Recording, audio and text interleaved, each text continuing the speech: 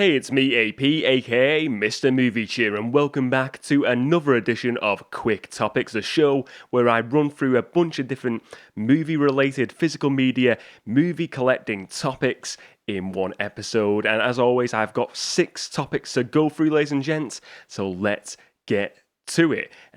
First topic, blind buying movies. Some people do it, some people don't. I thought I'd give you my view on it, whether I do it or whether I've done it before. So yeah, I've definitely, where I'm at now currently with movie collecting, I do not blind buy movies. What do we mean by this, if you may be unsure? Blind buying movies, just buying, you go in a shop, you just buy a movie, you never heard of it, you don't know much about it, you just go it, you buy it, it's a blind buy, you're going in blind, seeing the movie. You might like it, you might despise it. But yeah, I have definitely done this before in the past. I think a lot with charity shop ones in the past where you get like so many movies dirt cheap.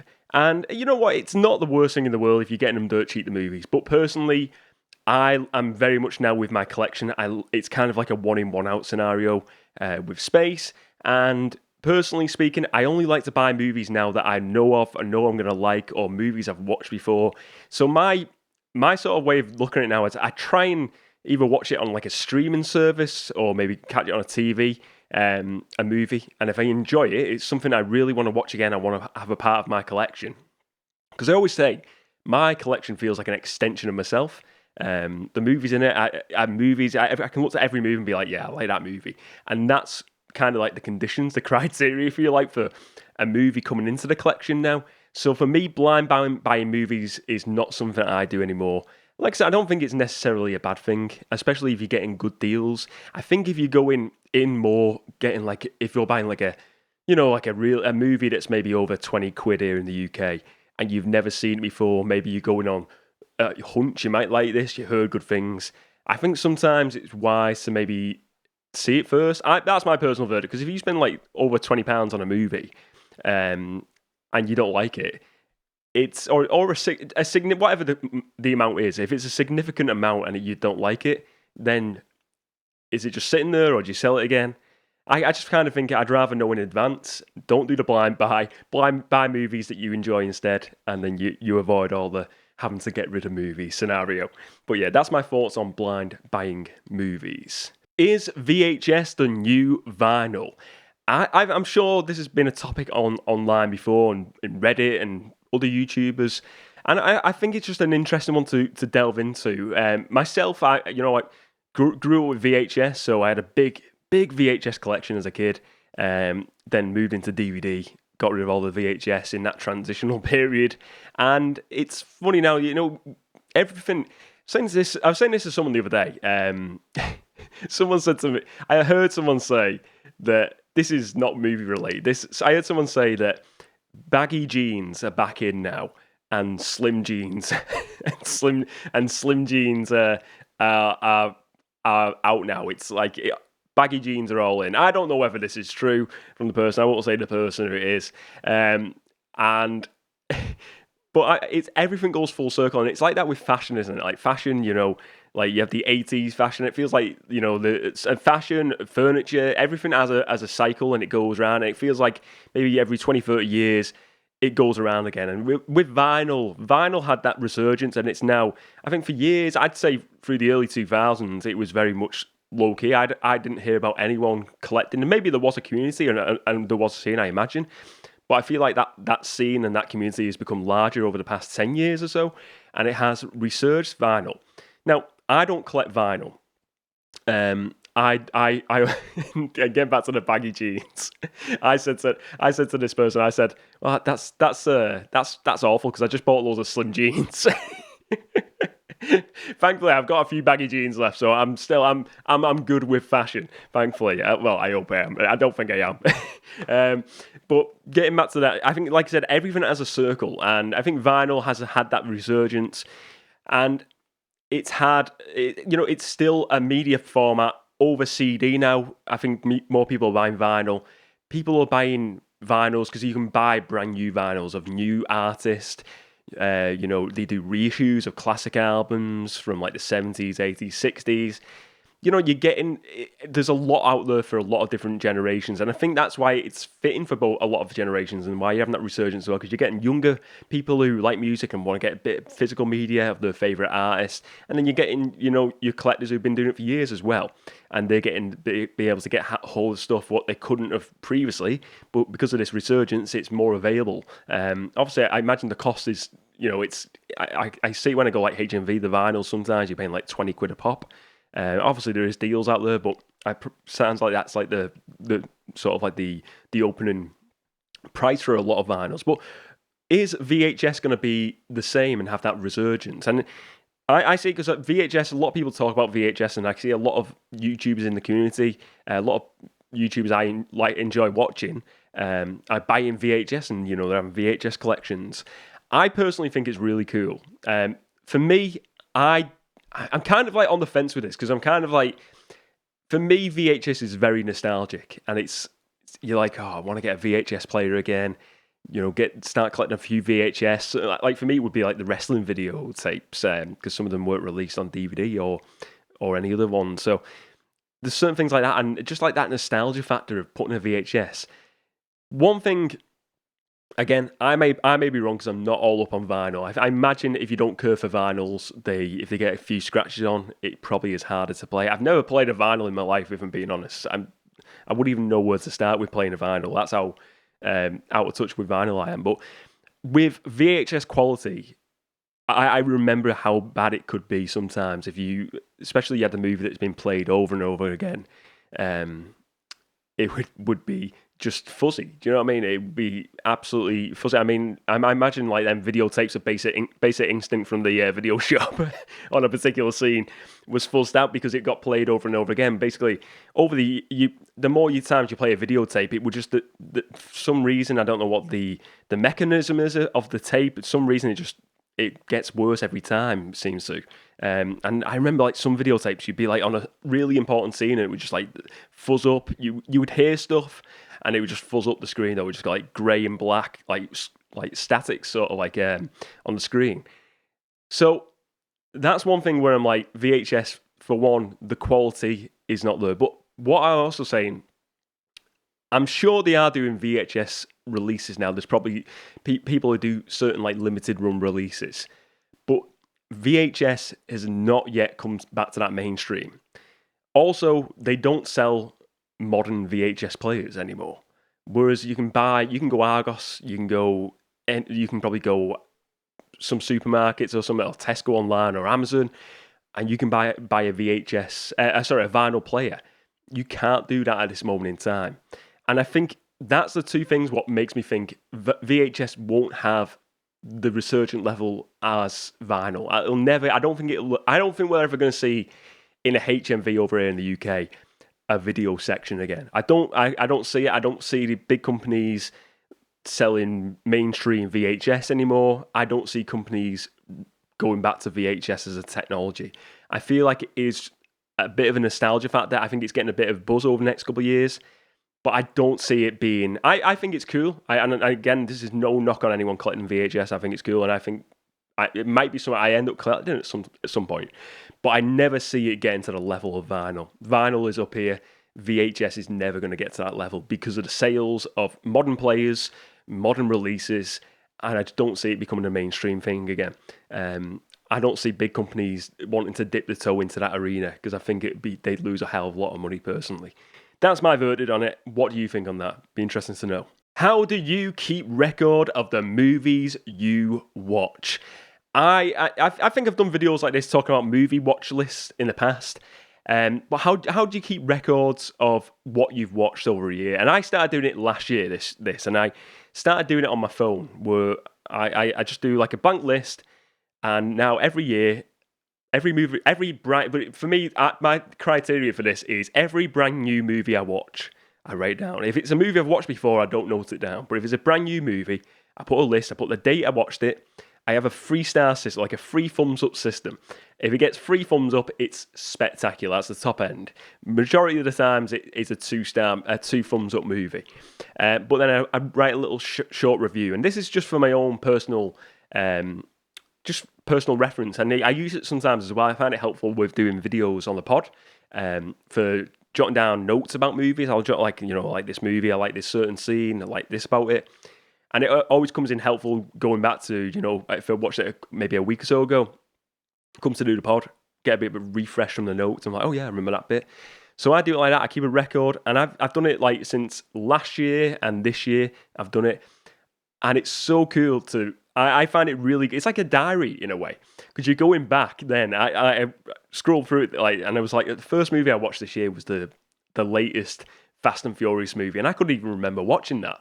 And it was interesting to just go back and to scroll through some of the movies I've watched, and it kind of it's weird. It kind of like transports you back to the time in a bit. Like, 'cause you read the notes and you're like, oh, I remember watching that, and you feel like you can transport to. It's like the butterfly effect. He's like reading the diaries, and you like zoom into that time period.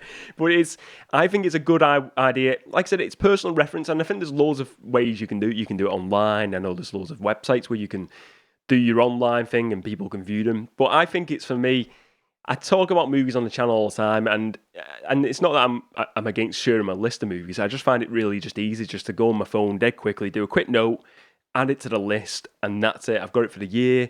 I can look through them movies to find out what I've watched this year, when I've watched it, how I felt about that movie, and it's a good little refresher. And I find that the easiest way to keep track of the movies I watch and keeping records of them long term, so just to see how many you've watched. And it's cool to see how many new movies you've watched in a year as well. I love doing that total at the end to be like, yeah, I've watched like this many movies. I think it's really cool to do. So that's how I keep record of the movies I watch. Trying new movie genres. Is it good? Is it bad?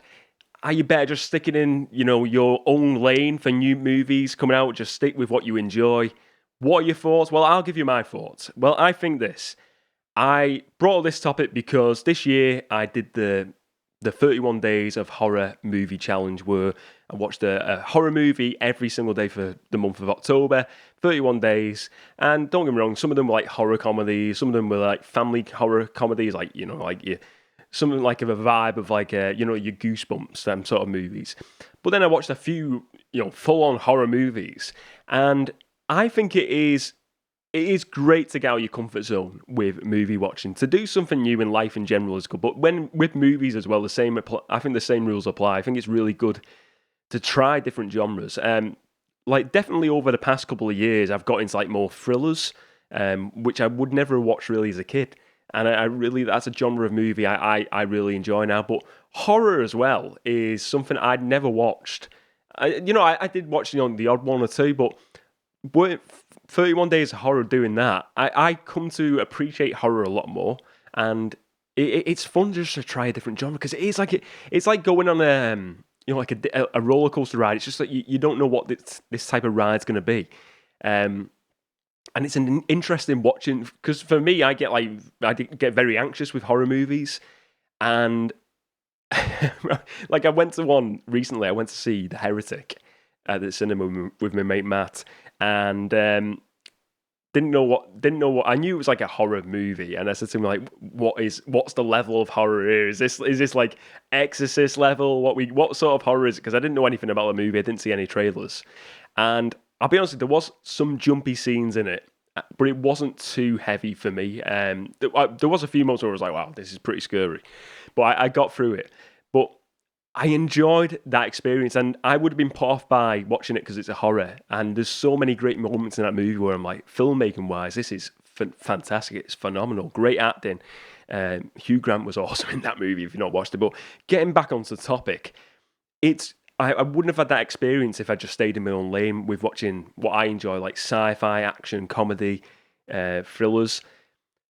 Trying new movies, you see new performances, new things. It's like, there was another one the other year, what I watched is like the Nicolas Cage movie Pig, and it was very much like I wouldn't say an independent movie, but a very low budget movie, and very much like one you wouldn't really hear in the mainstream.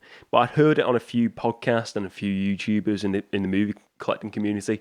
Give it a watch. I thought it was phenomenal. Really great performance from Nicolas Cage. Again, not a blockbuster movie, but trying different genres out of your norm of genres. I think it's always a good thing, and I think it's fun to just have that new experience. Some of them you might not enjoy, and some movies I watch, I'm like, for instance, with horror, I'm like, this is too much for me. I can't handle it. Hellraiser, for example.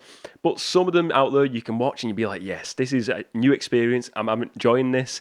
I'm liking this new vibe, something new for me. And it is. If you watch an action movie, like an 80s action movie to like a horror movie, the completely different feel. It's weird, isn't it? You know, like what goes into filmmaking, just changing certain elements just gets this whole new genre and it's a different feel from the audience. I know it sounds like, well, yeah, that's film, mate. But it's so fun, and that's what I love about film. Just like the unknown of some movies, just not knowing that filmmaking experience. It's like I feel like sometimes I'm like Willy Wonka going into the chocolate factory, and he must be just like so excited. And that's when I talk about movies. Sometimes that's what I feel. I'm like, these are like the all the big lollipops or something like that. It's just I love talking about movies. But yeah, I think it is great to always try new genres of movies. So for me, one of the best TV shows of all time, Lost, celebrated 20 years since the debut this year. It was back in September. I never got around to doing a video at the time, but yeah, September this year. It was September 2004 the show debuted, and I remember in the UK they did like it was like released the same day. I've said it before. Lost was a huge show. I mean, a huge deal as well when it came out. I remember it being like the front page of the papers. People were going mad about it. It was a massive show. One show I just love. I know people have different opinions of Lost. Some say the ending was not great. Some say it got to the end and the last season wasn't great. There was too many loose ends, too many plot holes with it. I think for me, Lost was a show about mystery, and I think a lot of the time they solved some of the mysteries, they didn't solve some of them. But I think for me, it left the viewer to decide their own opinion on a lot of the mysteries with it. But for me, it had so many great storylines. I think with the hatch, when Locke finds the hatch and he's like banging on it and the light shoots up, the Dharma Initiative, some great characters as well, with like Sawyer, Locke, Michael Faraday, Desmond. There's so many great characters in that show, and it's a show I'm definitely going to have to revisit. I think I've watched it maybe 2 or 3 times all through now over the years, and I feel like I'm getting to that point where I need to revisit. I was going to rewatch it back in September again, but I think it appeals. I think if you've never watched Lost, if you're into like your science fiction and mystery, you'll definitely like this. I think it's just a cool show, and it's weird now because there's people now who are in the 20s who weren't even born when Lost came out, and I'm like, have they heard of the show? Do you know, if you mention a show like Lost to someone, have they even heard of it now? And you can watch it. I think it's on like Netflix, I think, or I'm pretty sure it's on there. So people can stream it, so it is easily accessible for viewers. But are people going back and watching Lost? What is the overall opinion? Like for me, I would never want to see a Lost. Do you know, in the reboot TV shows, I would never want to see a Lost reboot or them go back and tell more stories from the characters. I feel like that's it done for me. I don't want to see any more of it. It's like, leave the memories alone. It was great the way it lasted. And you know what, the feeling, I'm trying to think about this recently. What was my feelings on the ending originally? And I don't know whether I think I was mixed, I think, on the ending. I think I remember staying up and watching it, and I remember being like really mixed on how I felt about that at the time. And I think now, looking back, again, it's one of those where I feel like it's your interpretation of what's going on a lot of time with Lost. You make of it what you feel you make of it. I think it's one of them shows you could have easily ended on. I think it was on season 5. There was a great cliffhanger there, I'm pretty sure. But the ending wasn't great. It wasn't spectacular, but I think it is really hard to do a perfect ending to a TV show. A lot of people didn't like Game of Thrones, the ending to that. I didn't mind that. I think the only TV show that has really truly nailed the ending is Breaking Bad.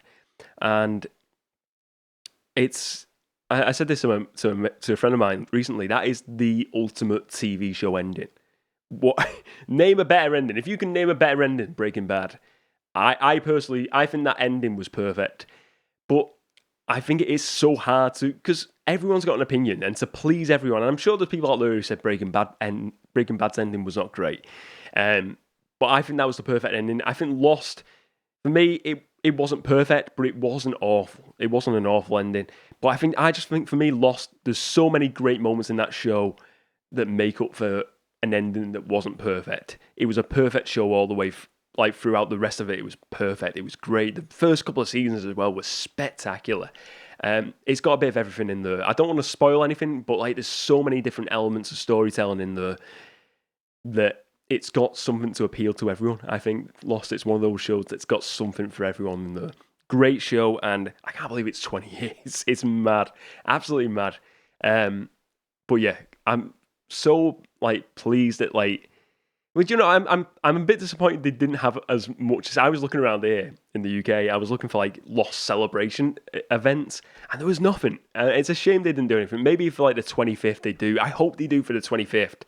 Some sort of like Lost convention or big celebration in the UK. That would be ace. Even if it was over in America, I'd probably go with it. I'd definitely do that. But yeah, if you've not watched Lost, give it a watch, ladies and gents. It's a top show. What is the sweet spot for a sequel to a complete popular movie franchise? What do I mean by this, ladies and gents? Well, look, I was looking into this recently. They've recently announced they're going to do a new trilogy of Star Wars movies. They're going to do 10, 11, and 12. I don't want to get too much into that, but I was looking at it recently. I recently thought about this because I've watched for the first time all the way through the Hunger Games movies, something I've been meaning to do for quite some time. And I enjoyed it. I didn't think it was spectacular, but I enjoyed it. And I felt like it was very much a complete 4 movies. And I was thinking, you know, there's other franchises like that what are complete. And do you touch them? When is a sweet time? Because we know, I do feel like some movie franchises do never need a sequel. The likes of Back to the Future. I do feel like Lord of the Rings, Harry Potter. Some of them, maybe Harry Potter could go back. Lord of the Rings, let's leave that. I think some franchises don't need, but we know it's inevitable with big franchises like Star Wars. They're always going to go back in and make more, but because it's not, it's a money-making business. That's what it is. But what is the sweet spot to do one of them sequels if they do it? I think personally now they're doing another bunch of Star Wars trilogies. I think it's too early. I think it's not even been 10 years since The Rise of Skywalker come out. It's probably like 6 or 7 years maybe. It's not long enough. For me, I think you need to leave a bit of time. And I bring up Hunger Games because I read something recently where Jennifer Lawrence, who was in their movies, she was like someone mentioned like coming back to do a new sequel, and she said it's not the time now. It doesn't feel it's been like time enough, basically. I'm paraphrasing there, but I feel like for me, it's got to be like 15 to 20 years to do. And you may think that's a really long time, but I really do think that is like 15 to 20 years is a time period what I think is a good time, a good length of time to let a bunch of movies breathe. I think if you do Star Wars in another year, 2 years, 3 years, a new trilogy, I think it's too soon. I think they need to give it 15 years for it to really, to build up that anticipation for a new one, where fans are craving it a bit more, who want to see a new direction, a new Star Wars. Because I think if you do it too early, it's too associated and attached to what came before, whether that's good or bad. I think with Star Wars, for instance, Rise of Skywalker wasn't a beloved movie. And I think if you do it too early, and if you've got a lot of them people who were associated with them movies then involved again, I think it's going to be, I think it brings a bit of negativity. But I think if you give it that time, that 15 to 20 years, I think that's a good time to revisit a story, revisit some characters. I think like with Harry Potter, for instance, I think it would be perfect if they give it like that 15 to 20 year gap, and then you go back and then you do a story, whether it's that play they do or a different story of Harry Potter and all the Harry Potter, Hermione and Ron. And I know they're doing a TV show, but I'm not bothered about that. I want the OGs. I want the OG Harry Potter. And it's the same with Star Wars. I personally, I was mixed on that sequel trilogy. I think Force Awakens was perfect. Last Jedi, I've come to enjoy that a lot more. Rise of Skywalker was very mixed, even though at the time I probably was really ecstatic watching it because it's Star Wars, but looking back, hindsight, it wasn't perfect, the movie. And the trilogy overall was just all over the place because of different directors. It was just like, this director is going to tell this story, he's going to tell his story. It wasn't one trilogy all written together. It was all over the place, the story. I think you need to give it that breathe time. 15 to 20 years for me, for a movie, for a popular franchise. If you're going to go in and do a new sequel, if you have to do it, give it the time to breathe first. Give it time for fans to really want that new sequel for a movie, want to see something new from a franchise. I think that's the way to go with a sequel to a popular, complete movie franchise. So that's it for another edition of Quick Topics. If you enjoyed this video today, please do give it a like and let me know your thoughts on all of today's Quick Topics. Let me know, what do you think about blind buying movies? Do you do it yourself? Are you a fan of this? Or are you more, do you look for a certain criteria? Do you have to look for a movie you've watched before? What do you think about VHS? Is it the new vinyl? Let me know all your thoughts on that and the rest of today's movie-related topics, ladies and gents. As I say, leave all your comments below. Thank you very much for watching this video. If you enjoyed it, as I say, give us a thumbs up, leave a comment. Thank you very much for watching, ladies and gents. Remember to spread a bit of movie cheer, and as always, I will see you next time.